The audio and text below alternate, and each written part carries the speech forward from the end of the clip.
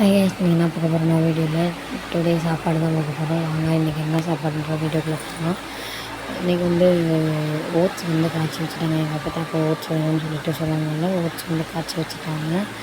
உருளைக்கிழங்கு ஃப்ரை தான் எப்பயும் போல். நம்ம வீட்டில் நம்ம மோஸ்ட்லி உருளைக்கிழங்கு தான் சாப்பிடுவோம். இந்த காய் இதெல்லாம் இன்ட்ரெஸ்ட்டாக யாருமே சாப்பிட மாட்டாங்கன்றதுனால அதனால் உருளைக்கிழங்கு அப்படி சிக்கன் முடி இதெல்லாம் போட்டு பொரிச்சு வச்சுட்டாங்க. எப்பயும் போல் ஒயிட் ரைஸ் வச்சுட்டாங்க. மோர் குழம்பு அந்த வீட்டில் அது புதுசாக வச்சு பார்த்துருக்காங்க. மோர் குழம்பு, ஒயிட் ரைஸு.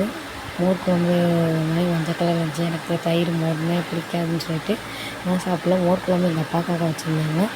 தயிர் தாளித்து வச்சாங்க. தயிர் தாளித்து எதுக்குன்னா என் பையனுக்கு ஸ்கூலுக்கு கொடுத்து வர்றதுக்கு தயிர் நல்லா தனியாக ஒரு மணிக்கு கட்டி தயிர் வச்சு எவ்வளவு தண்ணி கலந்து அதில் கருவேப்பிலை அந்த இதெல்லாம் போட்டு தாளித்து ஊற்றிட்டாங்க.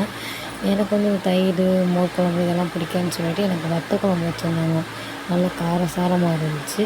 பார்க்கவே அப்படியே டெம்டிங்காக இருந்துச்சு. அந்த சாப்பாட்டுக்கும் உருளைக்கிழங்கு வத்த குழம்புக்கும் அல்டிமேட்டாக இருந்துச்சு. அதோட ரசம் வேறு இருந்துச்சு. நாள் வச்ச ரசம் இருந்துச்சு. அதை சூடு பண்ணி வச்சுட்டாங்க.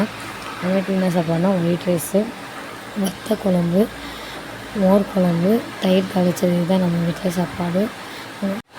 உருளைக்கிழங்கு, மோர் குழம்பு, ரசம் இதான் நம்ம வீட்டில் சாப்பாடு. உங்கள் வீட்டில் என்ன சாப்பாடு மறக்காமல் கமெண்ட் பண்ணுங்கள்.